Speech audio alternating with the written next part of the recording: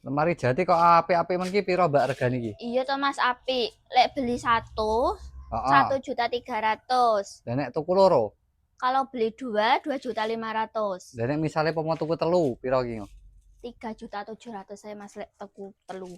Bahane apa Mbak iki? Bahannya jati no Mas, lek gak jati engko balekno wis. Oh, jajal delok jerone Mbak sing enek kocone iki. Jerone yo ngene iki to, Oh ada iya, sap-sapan full jati ya. baju, full Heeh. jati.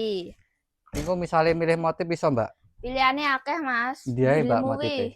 Mburimu ya apik wi. Oh, iki sing tanpa kaca iki. Iku tanpa kaca, iki kaca los. Padha kabeh iki regane. Padha kabeh Mas, iki yo batik Solo. Oke, nek tuku sitok 1.300.000 ya. Iya Mas. Oke, lha wingi umpama ngeterne ning area Semarang ngono iso ora Mbak kira-kira? Yo iso no Mas, COD pembayarannya. Lah terus cara pesene piye Yo kira-kira ki? cara pesene wi digoleki ning TikTok jenenge Najwa Mebel Madiun kok diklik kok di ACC adminnya Mas. Oke, gratis ongkir ya Mbak ya? Ya tak kasih free ongkir Mas. Jawa Timur, Jawa Tengah tak kasih free ongkir Mas. Oke.